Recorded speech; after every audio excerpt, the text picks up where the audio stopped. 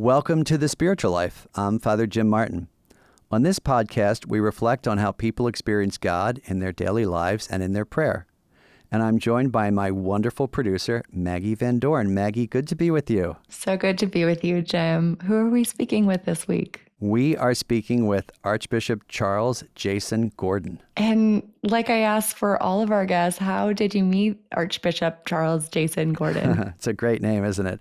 I first met Archbishop Gordon at the Synod on Synodality, which was a years-long meeting of Catholic leaders. We met in October 2023 and 2024, and he was one of my favorite people. I mean, he was just relaxed and calm, and as you'll see in this interview, funny and warm and really friendly, and I'm just so excited that we're going to be able to talk with him. Yeah, I feel like the Synod on Synodality was quite the networking event for you. It was. We were very lucky to meet all these great people. So a bit more about Charles Jason Gordon. He is the Archbishop of Port of Spain, the capital city of Trinidad and Tobago, an island country in the Caribbean.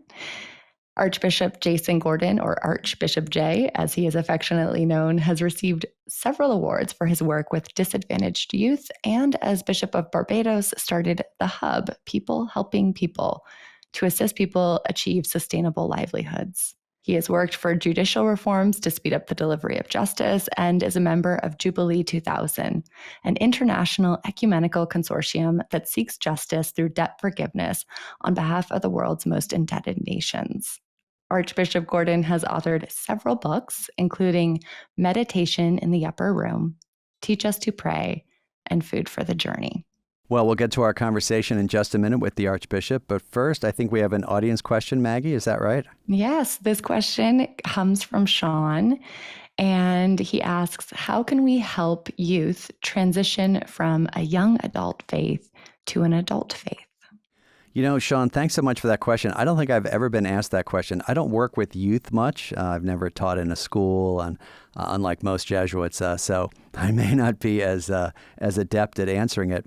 But I would say that oftentimes youth have to, in a sense, claim their faith for themselves. They'll come at faith often from what they've been given, which is very wonderful, from their parents, right?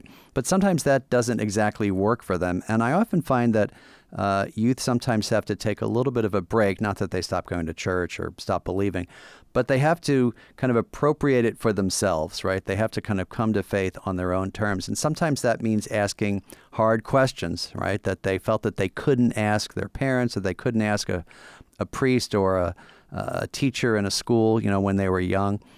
And so it can be difficult sometimes. I think how we can help them is by really accompanying them and asking these hard questions, right? So if you're sort of maybe doubting God's will for you or doubting God's hand in the world, to be able to say to the person, it's okay to ask those questions. Saints and theologians have asked those questions as part of being in a relationship with God. So I would say to be open to their questions, even if they're tough questions, and really accompany them, knowing that this is part of, in a sense, the reappropriation of their faith. And also, I would say to adults and to parents, sometimes their kids end up, taking a break from the church, and that's very painful for parents. I mean, we should always pray for their return. But I think part of it is to keep accompanying them, right? Sort of walking with them, even as they leave, and hopefully bringing them back. So it takes a lot of patience, I think, to accompany a young person who's struggling a bit. Yeah, is it Rainer Maria Rilke who says we must live the question so that one day we might live our way into the answer? Yeah, and also to be comfortable with those questions, right? Because I think sometimes when adults might hear questions from young people, they might say, "Oh, you shouldn't ask that question," right? But you really have to, as you were saying, you have to live into those questions and as an adult, be patient with those questions. So, Sean, thank you so much. We hope that helps a little bit. And then later on, Archbishop will give an answer to your question. And if you would like to ask Father Jim a question, you can write to us at thespirituallife@americamedia.org. And now, a word from our sponsor. Looking for a simple way to deepen your own spiritual life? Give Us This Day is a great resource that helps Catholics stay rooted in both Scripture and prayer, wherever you are, no matter how busy you are.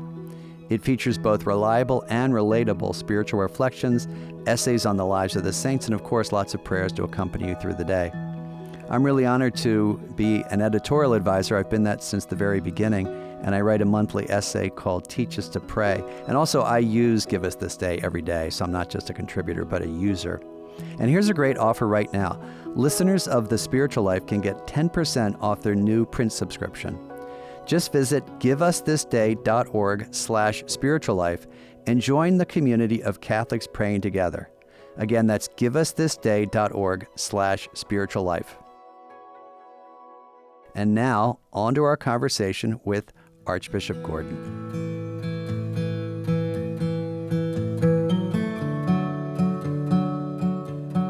So, Archbishop Gordon, welcome to The Spiritual Life.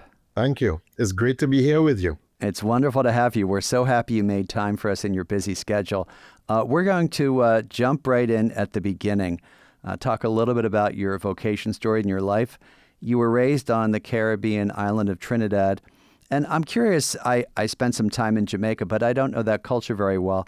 What did your Catholic upbringing look like there? And were there ways that your faith was inculturated by the culture of Trinidad? Great question. I grew up after the Second Vatican Council.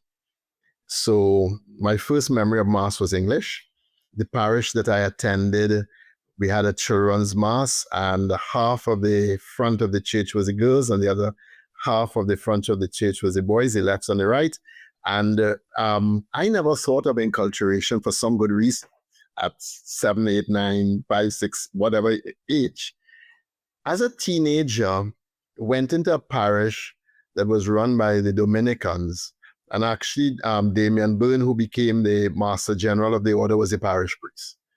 And it was a very youth-friendly parish, and we started up a folk choir in the parish on a Saturday evening, and didn't think enculturation, but yes, it was. And the rhythm, the music was a lot of our rhythm and music mixed up with folk. But that really kind of was a difference in my conscious Catholicism. Then halfway through teens, the parish that I really was part of that had no youth ministry or anything at all, my sister and myself went to see the priest and said, why don't you have a folk choir here? And he said, well, let me think about it. And months later on a Saturday morning, he called and said, well, why can't you start this afternoon? So we went, guitar in hand, and did an entrance and a recessional song, and then assembled a choir. Within 3 weeks, we had a full choir and moved the folk choir to there. So those were parts of my early experience. I went to Fatima College, which is a Holy Ghost-run school, and that's really a place where faith was embedded deeply. So I was part of Scouts, and as a Scout, you were expected to visit the chapel once a day during the week. You're expected to do a morning offering. And then once a week, there was a formation for every year group. So besides having religious education in the school, we had this once a week formation for the year group. And by the time I was in like 16, 17, I was going to Mass 3, 4, 5 times in a week. Now, looking back, I could see how that was a very robust formation for a young person. At the time, it was... Yeah, I'll say that sounds pretty intense. That's a pretty intense formation. And a lot of my friends from Scouts have remained very committed Catholics and have really done amazing things as Catholics, as Catholic men and Catholic leaders. But it was there one day after Mass when I heard a question, what if I asked you to be a priest? And the question was just like that, as open-ended as that question was. And I stood up transfixed at the back of the church, looking out of a window onto the field where everybody was playing. And for 15 minutes, I was absolutely focused on this one question. And at the end of 15 minutes, I had certainty, complete certainty that God could not ask me to be a priest. The certainty was so great that after that morning, I had never thought of priesthood for 6 years. Not even once did I make a mistake. I was dyslexic, and priests had to study for 7 years at university. That was not going to happen. and priests had to read in public every day, and I couldn't read in public every day. So that just was not going to happen. That God, a loving God, could not be asking me that. That couldn't happen. And so I just went on from there, knowing that, well, it was definitely not priesthood. That was settled. And it never emerged again. That's fascinating. Was it mainly the dyslexia that convinced you, as it were, that you couldn't be a priest? Well, the other part of it was I had a girlfriend at the time, and I couldn't see how God could ask me otherwise. And I couldn't see how God could ask me otherwise than getting married and having children. But I think between it all, I was unready to hear a call from God. And what fascinates me now, and I usually share this story with confirmation students when I'm doing confirmation, is how possible it is for us to actually shut God's voice out. And how possible it is, because of our weaknesses, because of our desires, because of our fear, to just close God's voice off and not allow God to continue a conversation that he started. And that to me is fascinating. What free will really means. I've experienced that. I think that's a great insight, because we can say no to God, right? And here's a theological question I always wonder about. What enables some people to say yes, right? And some people are unable to say yes. I find that fascinating as well. Do you have any thoughts on that? I mean, do you think that's a grace, or is it more the person's, kind of natural abilities? What would you say to that? I think we're all born equally open to the grace of God. And I think what makes the difference is the relationship that we are willing to have with God. When we are willing to build a friendship with God, that God asks and we find a way to respond. Mm-hmm. When we're not willing to build a friendship with God, then we can't even hear what is being asked. And so responding is really even more difficult. So it's how we respond in the relationship depends on whether we live our vocation fully or don't live our vocation fully or don't even find our way. Let me take you back a little bit, because you just described a really interesting journey of a young person. What about your parents? Were they fairly religious, would you say? Did they encourage you in this, the great activity you had in the youth groups in your parishes? Were they themselves pretty devout? So my father was a very good Anglican.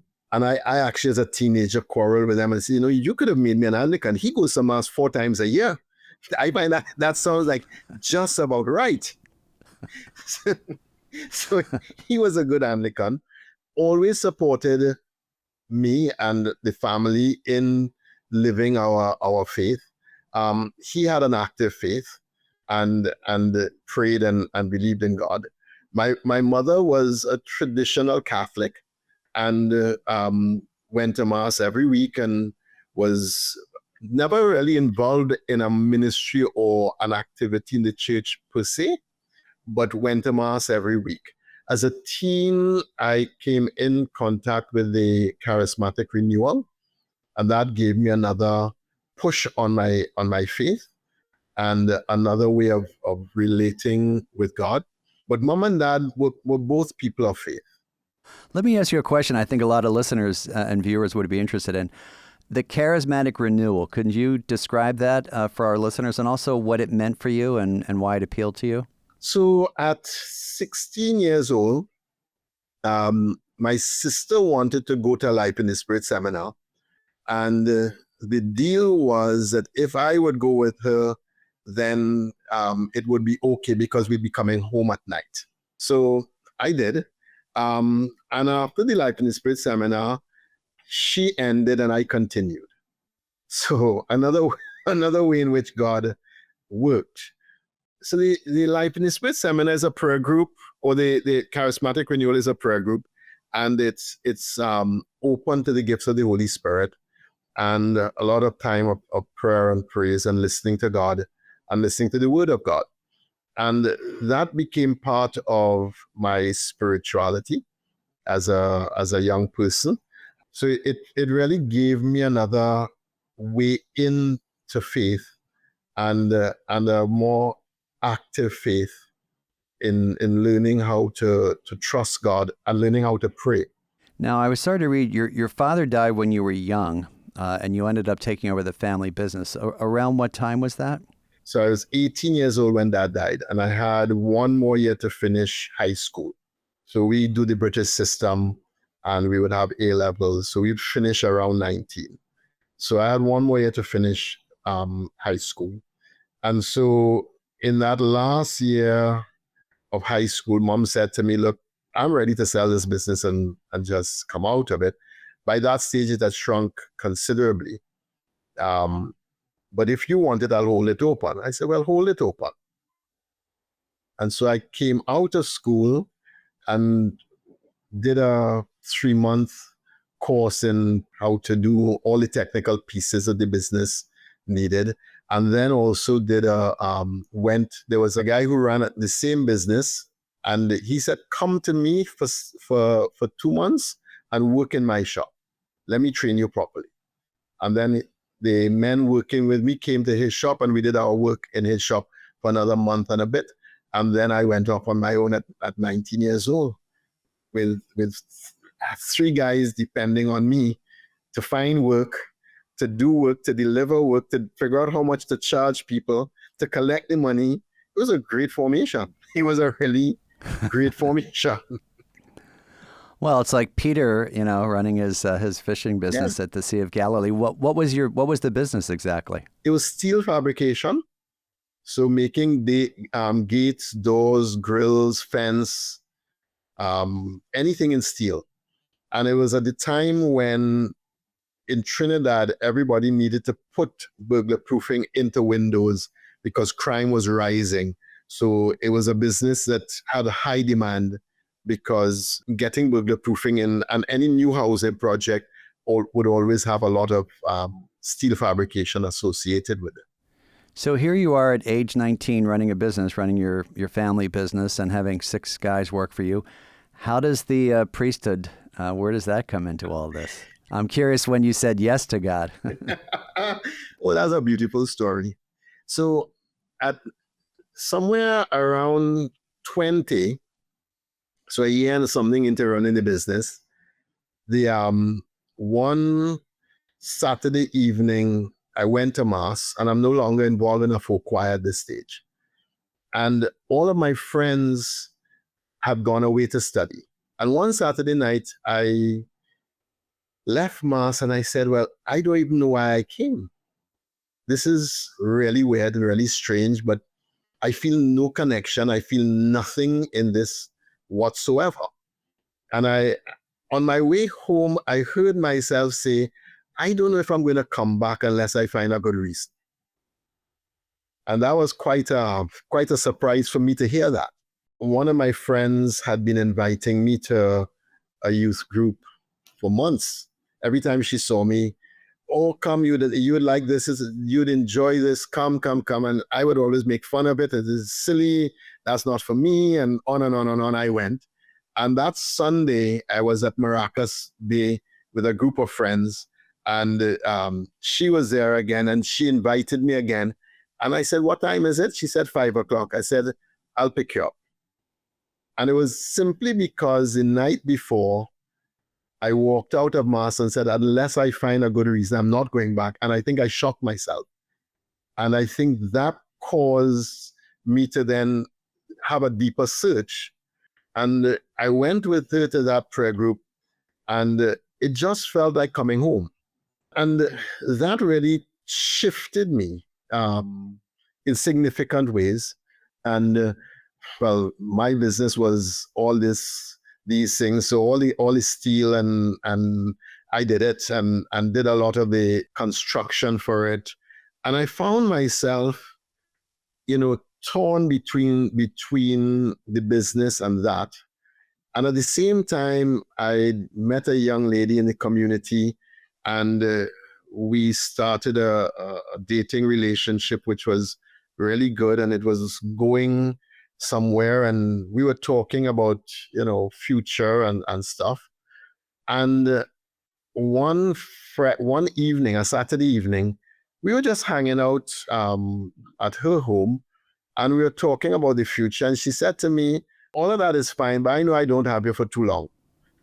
And I said, what? Are you dumping me? Well, what is this story about? She said, no, I know you're going to be a priest. I said, you know what? And I nearly fell off my chair laughing silly, because I thought this was the most hilarious thing I had ever heard in my entire life. And the question was then planted one more time in my soul. And within 3 months, I was being torn to pieces inside, and realized that something was happening in my soul that had me so restless that nothing I was doing in my day made sense anymore. And at that stage, I realized, no, this is something I have to answer. And so, yes, I ended the relationship and blamed her. It's her fault. You told me. Scaled down the business and handed a smaller version of it to my foreman at the time, because he was there and helped Dad when Dad was ill, for the time that Dad was ill. And I thought, give him a good start in life, and entered into the community as a vocation. Now, that story is so fascinating. And, it reminds me, in Jesuit vocations, we often say, if someone else recognizes it in you, it's a sign. But I'm sure so many of our listeners and viewers would have a question, which is, I'd have two questions, Archbishop. First of all, what changed, do you think, within you? And then the second question is, when you say that nothing made sense, what does that mean? What changed was that by then, being part of the community as a layman participating, I had grown a different relationship with God that was more active and that was more engaged. And I think that changed. Nothing made sense. I was thrown into desolation. And I mean, I could look back now and understand all the classic things. I was not in the will of God, and therefore nothing of the sweetness of consolation from God was coming. And so the aridity of my life and my distance from where God's will was created a huge chasm that I had to find a way through and across. And that shift to the inner darkness and the recognition that was tied up to vocation and asking for this to be settled, that really, it was a tumultuous time. For our listeners, I just want to explain, which you do so well, desolation and consolation. Desolation is the sense of kind of absence of God's presence, at least in our prayer. We believe that God is still with us. And consolation is the sense of God's real sort of strong presence with us. But, so you're working your way through desolation and consolation. And as you say, Archbishop, looking back on it, it's clear what was going on. How did you find your way through that? Was it a sense of, obviously this isn't working, and so I need to move to something that is working? Or did you have a spiritual director that was helping you through all of this? So the community was founded by two lay women. One was a businesswoman, and the second was a contemplative nun for 16 years in the Dominican order. And Rose, who was a contemplative nun, I went to her and started to speak with her and say, look, this is what is happening to me. I don't understand. And this makes no sense. So the first thing I did is I took a week out and I went to the seaside and just had a week of swimming in the sea and praying, and friends came and spent the day at a time, and did that just as maybe I'm just tired, as a first response. Well, it got worse. It really just did not get better. And then Rose said to me, do a retreat. So I went to Mount St. Benedict, and she came up every day and directed me through a 1-week retreat. And at the end of it, I realized, no, this was something that was serious. At that stage, I was driving a really nice car. I had a decent lifestyle, disposable income. I was doing well. And I suppose, like the rich young man, it was not fulfilling anymore. Yeah, I had the exact same experience where I was sitting at my desk one day and thinking, what am I doing? I'm going to work so I can make money, so I can support myself, so I can go to work. Yeah. It seemed very circular. Archbishop, let me ask you, for people who are listening and might think about your experience of desolation and consolation, what lessons can people learn from that experience of yours? How would you think that could be applicable to, the experience of a mother or an attorney or a father or a teacher? What is there in that experience of desolation and consolation that someone could kind of use in their own lives? I really feel we've not taught our people to understand desolation and consolation sufficiently. And so they get scared when it happens, as opposed to realizing that you're moving from one stage of the relationship to another stage in the relationship, and not understanding the pathways and how they work. And up to recently, I was speaking to, we had a rally, and we had 2,000 people then. And I asked them, I said, how many of you have come to a place in your life where it's really just your prayer is difficult right now? A lot of people put up their hand and said, oh my gosh. Oh, I said, and how many of you feel like when you're praying that there's nothing there? And a lot of them put up their hand. So I stepped back from the talk I was about to give and did something on desolation and consolation, and that God only withdraws to create space for us to grow into God. So it's not an abandonment. It's really the creation of space for us to grow into God and become more in love with God. And I asked them, I said, if your children love you and tell you how much they love you when you're giving them everything they want, is that the same as if your children say how much they love you when they're not getting what they want? Is it the same thing? They say, well, no. So if you're not getting what you want and your devotion is increasing, then that is bringing you to a deeper maturity in your faith. And the space that is left is to move to that deeper maturity. The spiritual life is not an adrenaline rush. It is a everyday occurrence like every other relationship. There are going to be the peaks and there are going to be the valleys. There are going to be times with great joy and consolation, and there are going to be times when there is desolation or the absence of the consolation. And the spiritual masters, and this is your tradition, am I in mortal sin? And if I'm not in mortal sin, have I done anything to diminish my devotion? And if I have not, then what is God asking here? 2 things. Never make a decision to decrease your devotion when you come to desolation. If you're going to change anything, increase your devotion. Never decrease it. Because that's when, like for a sports person, that's when the muscles actually start to get built. That's when the great stuff starts happening. You don't see it at first, but that's when you jump your game to the next stage.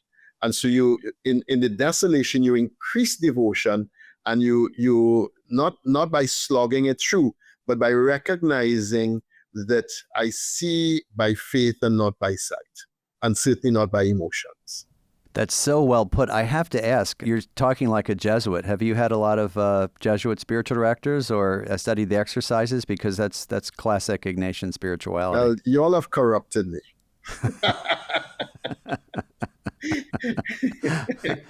Guilty as charged.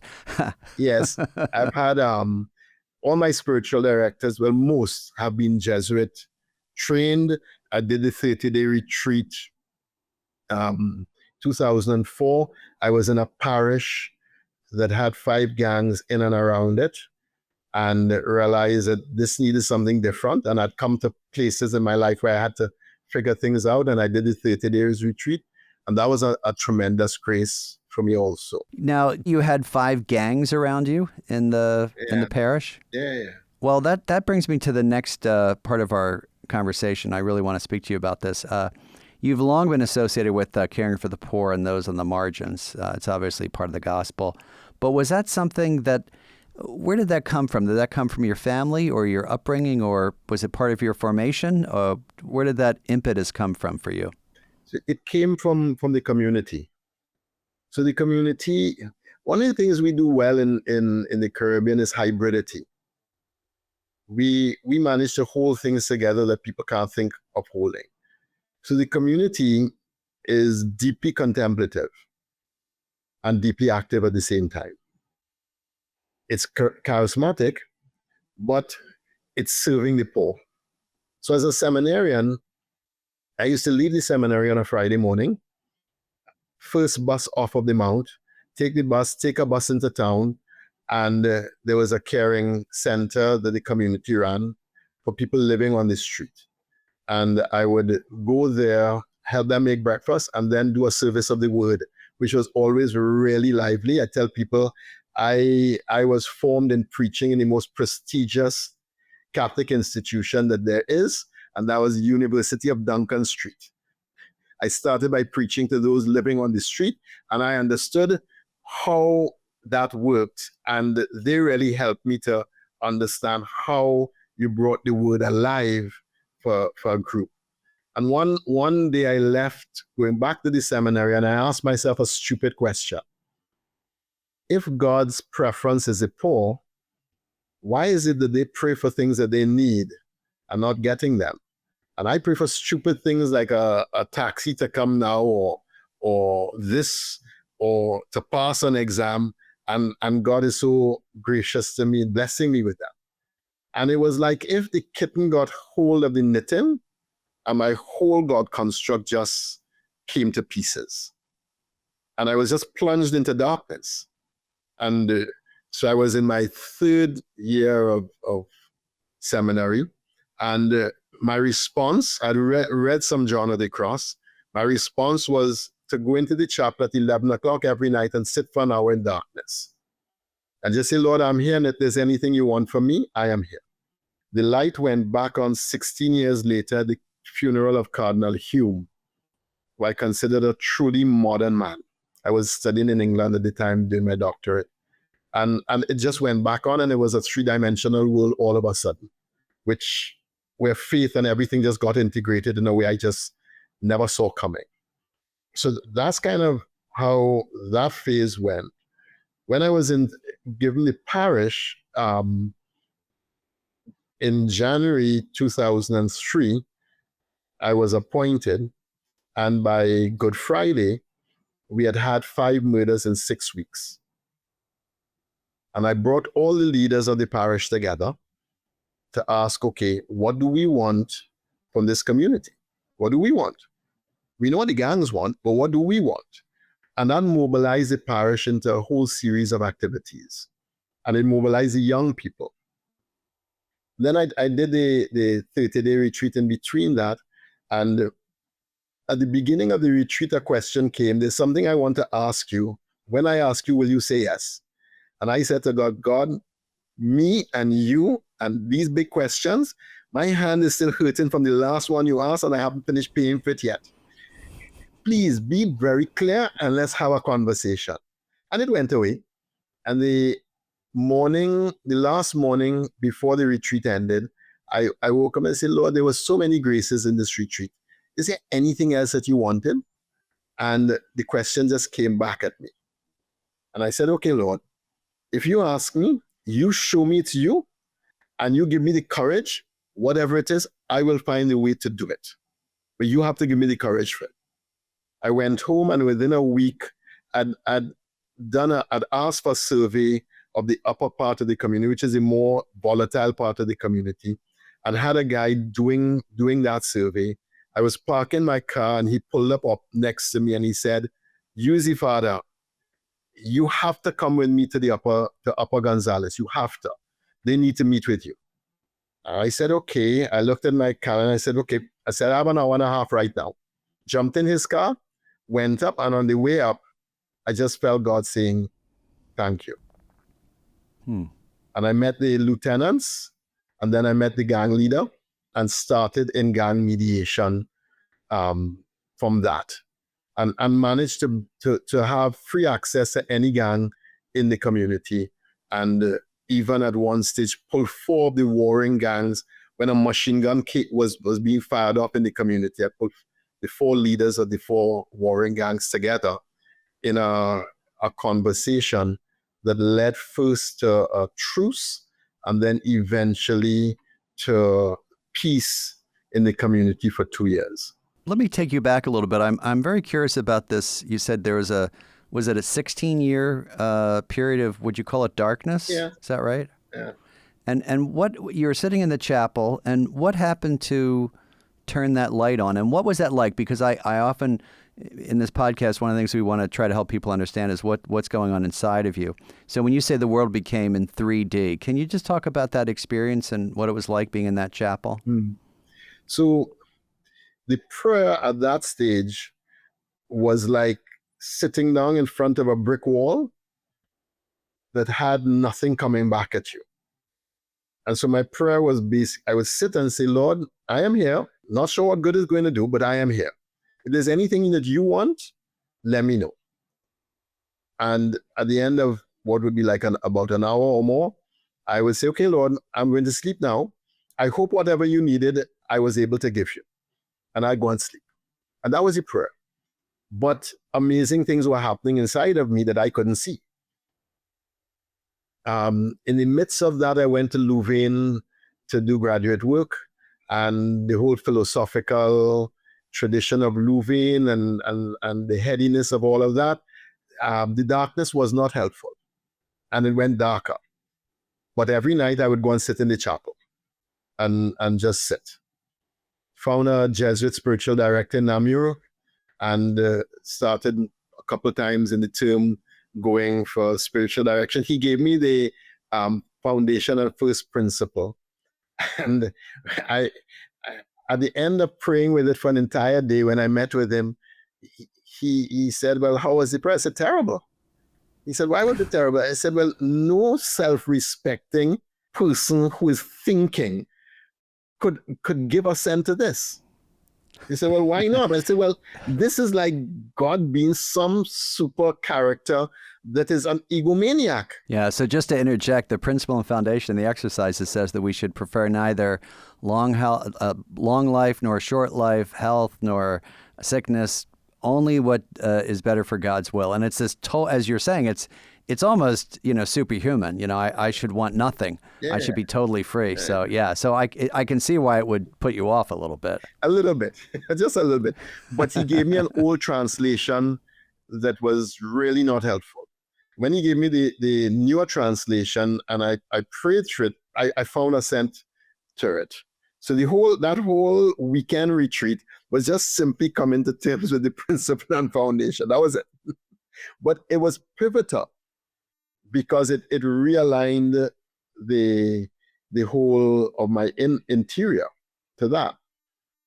So 16 years later, Cardinal Hume died in England.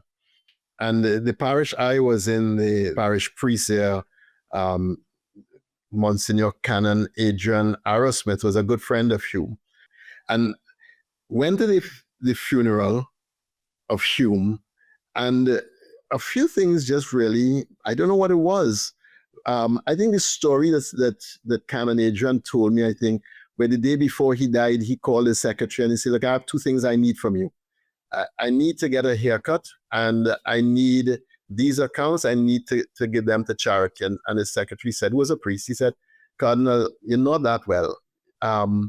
Let's wait a little bit. He said, let me tell you something. Where I'm going, I cannot see Peter looking like this. And these accounts are an embarrassment to me. I need them done today. Now that's faith in the face of death. It's very human too. Very human. Humorous. Really humorous. Mm-hmm. But in his funeral, it was just like the light switch went back on. It just, and I sat there and I said, but Lord, you are here. He said, well, I've been here all the time. I said, but no, you have not been. I have not felt you like this for I don't know how long. Where have you been? He said, I've been here all the time. It was just as simple, as straightforward, as calm as that. And and later it reminds me of St. Teresa of Avila, who said, well, why you treat me like this? Well, that's how I treat my friends. Well, no wonder you have so few friends. Who is going to endure this? Who? So the light switch goes back on. For 16 years, any major question you ask me, I could give you a perfectly good answer from a sociological perspective, and I could give you a perfectly good answer from a theological perspective. But I couldn't tell you which was the real answer. Because inside of me, these two things were real, and I had access to both. After that, I knew which was the real answer. And there was an integration that started to happen because the light switch went back on and the world became huge and wonderful and textured and rich. That's a beautiful answer. So you've just described your time as a faithful youth and a seminarian and a priest and then a bishop. What's your prayer like today? What is your prayer practice today? And what goes on in your prayer? So a number of things happen. So every year I would do a 8-day retreat, Ignatian style. In the diocese, I have an 8-day retreat happening every month. And sometime during that, when that is happening, I would go to the retreat center for an overnight and check in the evening and leave in the next evening just to have time of prayer and be present to God and let God do with me whatever God wants. My daily rhythm, Christian meditation combined with adoration would be my daily rhythm. Christian meditation has really been a staple of my prayer since seminary days. And it's one of the ways of praying that goes back to John Cassian, a desert father, where you sit still, notice your breath, and there's a sacred word, Maranatha, and you breathe with it. And it's come, Lord Jesus. So that's kind of my staple. But the Bible is really where my excitement is. So every day I do Mass for my chapel, and it's online. And between all the channels, a couple of thousand people would hit on that on a daily basis. But preparing that and working through the text and just falling in love with the text, seeing little intricacies that I never saw before, don't mind I'm a priest for however long now. And how did I miss this all this time? And it just, that is really the delight. Archbishop, we take questions from our audience, and we have a wonderful question, particularly relevant given your own experience as a young adult. How can we help youth transition from a young adult faith to an adult faith? What would you say to that question? Great question. There are a couple of pillars that helps a young person move from the faith of their parents to their faith to an adult faith. And I think those pillars, we know, care for the poor. Many young people don't even have a very active prayer life. If they get in touch with the poor, and it does something to their faith. A prayer life. There's no substitute. If you're going to be a friend of Jesus, then you have to spend time. And we have to teach them how to spend time in a credible way that makes sense and that is sustaining for them. You have to be part of a community and our young people are so isolated today that if they don't have a sense of community in the parish or in somewhere in the church, you find they will pull away from the church because it makes no sense, which is what happened to me. So a sense of community, I think, is also vital for that transition towards an adult faith. Well, I would say on behalf of Sean, thank you for that excellent answer. Archbishop Gordon, thank you so much for sharing your spiritual journey with us, your spiritual insights, and really your spiritual wisdom. We're so grateful you could join us today. It's been a pleasure, Jim.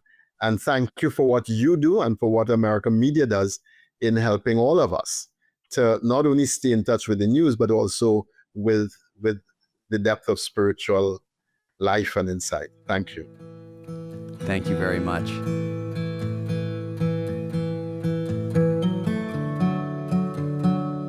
Well, that was a really great introduction to Jesuit spirituality, huh? I know. It's from somewhat of an unexpected source. I was delighted. You know, I'd spent time with him at the Synod, but I had no idea he was so sort of steeped in Jesuit tradition. I mean, he's speaking like a Jesuit, frankly, desolation and consolation, principle and foundation, all that. Right. I thought that was a really moving part of the conversation when he talked about desolation as God withdrawing in order that God might sort of rush in and greet the person. And is that something that we find in Ignatian spirituality as well?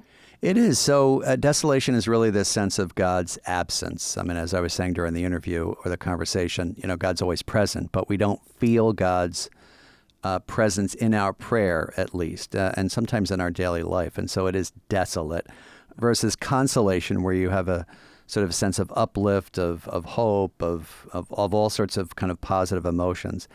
And that is very classic, that God, you feel that God withdraws, right, in order that you might be prepared for another stage in the spiritual life. Or sometimes it's just mysterious, right? I mean, he was talking about years-long desolation and darkness. How does one distinguish desolation from like depression? Good question. You know, a couple of years ago in America, I wrote an article called The 7 Ds of the Spiritual Life. I can't remember them all. Desolation, darkness, dryness, despair. You know, depression is more of a psychological thing.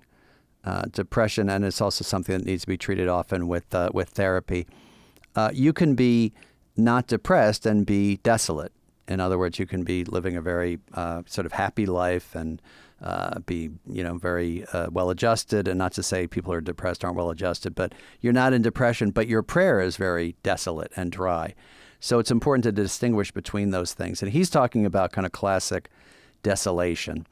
And the idea that God would make space for a new kind of spiritual growth is very common. And as Archbishop Gordon was saying, that is in fact what happened in his life. And I think his other point, which is really well taken, is that people aren't familiar with these categories. And so when it happens, it's very frightening. And I think that one of the things that we need to do, and one of the reasons for this podcast, is to help people understand kind of the, as he said, the ups and downs of the spiritual life. So it's nothing to be afraid of. Desolation and darkness and dryness are all part, as he was saying, of the ups and downs of the spiritual life. So it's just, sometimes it's just a matter of patience. In his case, for 16 years, that's a lot of patience. Yeah. And I think having this vocabulary of consolation, desolation helps, because we don't find anything like this in the secular world, where we have someone or an authority saying, like, it's actually okay for you to experience some sort of withdrawal or pain or aridity in the spiritual life. I mean, that is not something lifted up and celebrated in our society. Absolutely. And people are surprised when it happens. And, you know, when they're told it's normal, there's a sense of relief that this is normal. A little bit of darkness, dryness is normal in any prayer life. But again, and then the desolation, I think you need sometimes a companion, a spiritual director, or someone who's been through it, or even a book that can kind of describe what to do, which is really, as he was saying, kind of increase your prayer and your devotion and wait, right? And that's really all you can do, because it is a grace in the end. And anything that happens in prayer is a grace. One of the other terms that you guys were batting around was, I think, the principle and foundation. Would you say more on that? Yeah, sure. And I'm glad you asked. Thank you, Maggie. So the principle and foundation is the beginning of the spiritual exercises. It's basically that we would want neither a long life, nor a short life, nor sickness, nor health, nor wealth, nor poverty, except that it's for God's greater glory. So it's really St. Ignatius saying, I want to be free of, the need to, have a long life, for example. And, Archbishop Gordon really described it so well. When you first read that, you think, well, who could want this? This is kind of inhuman, I think is the word he used. And, of course I want to be healthy. And it's not unreasonable to want to be healthy and to want to have a long life and to, want to be comfortable. But Ignatius is saying, if you're going to hold on to that, right, if that's going to be the sort of centerpiece of your life, right, and that you're not able to do anything else and not able to be free from that, it's going to kind of prevent you from doing something. So, for example, if you are so focused on your health and say, I'm never going to get sick, and therefore I'm never going to go to a hospital and visit someone who is ill, right, because I might get sick, that's a disordered attachment, and that's going against the principle and foundation. What it really is about is what we Jesuits call indifference, also known as freedom. Like that interior freedom. Yeah, interior freedom. So it's not that we, want to be sick, right? Or we want a short life, or we want to be, completely poor or indigent. It's that we want to be free of the need to hold on to those things. And that's why it is a principle and foundation. But it's something to hear that from Archbishop Gordon. He explained his reaction to it so well. Yeah, I do find it abrasive at first, but then as you kind of think about all these examples, it's like, how many of us would not pursue our vocation if we were tethered to the idea of making a ton of money? Right. Right. And also, Maggie, interestingly, he said when he was able to read the modern translation, and I'm pretty sure it's the translation by David Fleming, the original kind of verbatim translation from St. Ignatius is quite harsh. David Fleming's translation is more about, I just want to be free. I want to be free of the need to sort of hold on to these things. And it's a little gentler. And that's often the translation that spiritual directors use. And I'm sure it's online for their retreatants. Great. That is super helpful. Well, thanks. Yeah, it was great to be able to talk about that. Well, thanks to Archbishop Gordon and to Sean for his question and to our audience for listening to this wonderful conversation.